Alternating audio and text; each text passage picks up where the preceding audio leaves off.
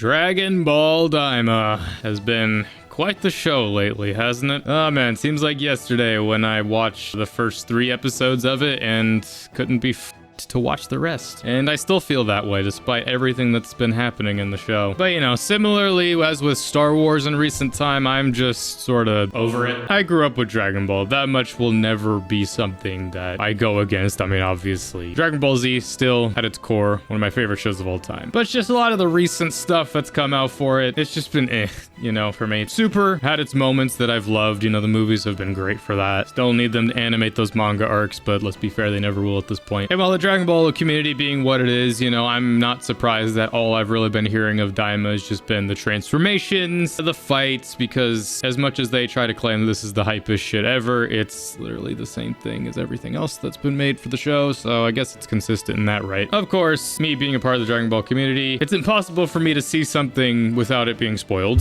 obviously, because the first thing on my timeline and anything is going to be whatever the next big thing is. And well, of course, episode 18 of Dragon Ball Daima dropped, and Super Saiyan 4 is canon now. And you know, I was just gonna let this slide by because I woke up on Valentine's Day and that was the first thing I saw, and I was just like, well, you know, I'm glad I see this and not couple pictures. But as I've stewed on it, I figured I'd give my piece on it, milk this for views and whatnot for what it's worth, because yeah, I was gonna sort of like watch the sequence on here, but I've already seen enough of it. We're just gonna Super Saiyan 4. Yep, Super Saiyan 4 Daima is the first thing that comes up. Naturally, as I expected it to happen when I first saw this, GT fans rejoicing all across the world, which, sure. The main thing I kind of want to talk about this is like the design for the Super Saiyan 4, just because it's not the Super Saiyan 4 that we are familiar with from GT and all that. The only thing really similar about it is just like, you know, the ape-like physique and then the pinkish red fur. But other than that, the hair that he has isn't really the Super Saiyan 4 hair. It's more like the Gogeta Super Saiyan 4, which I guess like when you look at the original Super Saiyan 4, I feel like it makes more sense for it to look like how it does here in Daima, just because why is the fur on the body pink, but his hair's still black? That was probably a Toriyama correction, which, to be fair, yeah, that makes more sense. I know some people, like, immediately just like, oh my god, it's Super Saiyan God.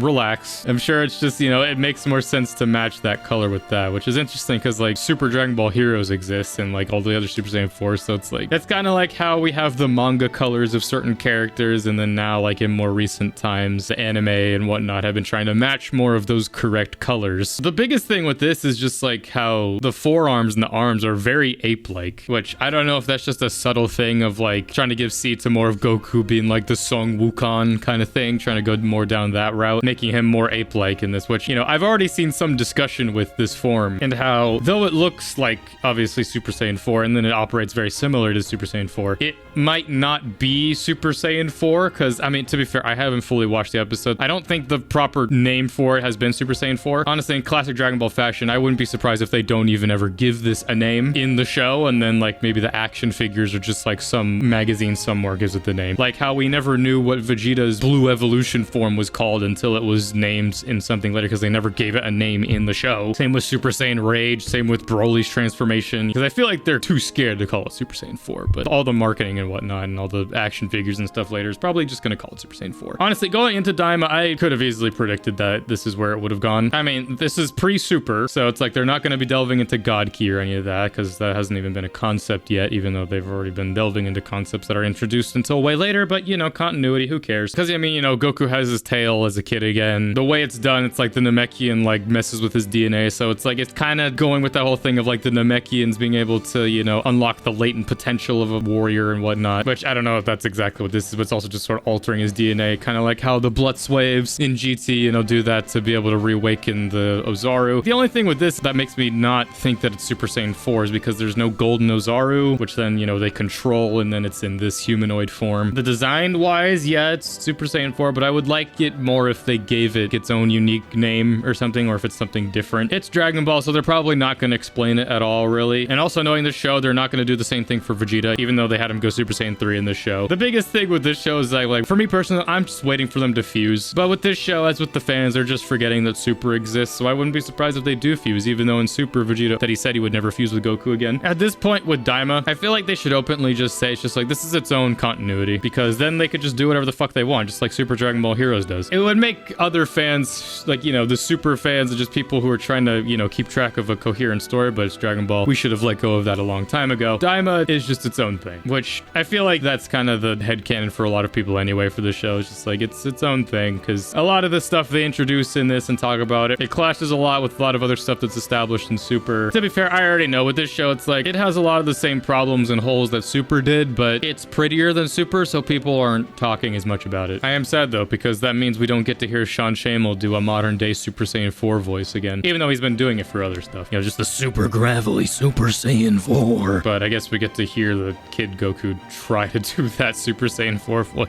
when the dub finally fucking gets to that point. I'm curious to see how Daima ends, honestly, because, well, there's 20 episodes and it's close to the end. I'll eventually go back through again, and not for videos, just in my own time, just watching through it properly. Maybe I'll have more of an appreciation for it. I mainly need to tune out the fan base. I mean, I've been trying to do that with everything, to be fair with it, especially with anime, because I have my issues with it. Definitely when I rewatch it, I'm gonna do the One Piece thing and watch it at like 1.5 times speed. You know, the most I've consumed the show has just been through like Twitter clips and like the fight scenes, which is all that everyone talks about, because the rest of the show, let's be fair, they don't actually care. I did love the memes on Twitter though. It's just like on the same day that the episode dropped, they're like, all right, it's been enough time. Which Super Saiyan 4 design is better? We're just talking about how like this is the peak of everything. Eventually, way later down the line, I'll probably make a video talking about Daima as a whole. But right now, yeah, Super Saiyan 4, it's canon. That does not mean GT is canon. I don't know why people are making that connection, because if for some reason this made GT canon, then that makes the whole first Super Saiyan 4 transformation in that show literally mean nothing at all. I also love the Dragon Ball thing. Them seeing Super Saiyan 4 in this as if Super Saiyan 4 hasn't been appearing in like a bunch of other shit. But this is canon, so it's real. Oh my god, I love making fun of this fan base. And I'm sure there's gonna be some toxic comments down below. Leave them. I'll love them, honestly. I will heart them. I will like them to oblivion. Because as with the video I made when I reacted to the trailer for Daima way back when, oh my god, I loved the hate I was getting for that. That was so good. I love the engagement. Give it to me. I love it. Delicious. And yeah, Super Saiyan 4, we're so back.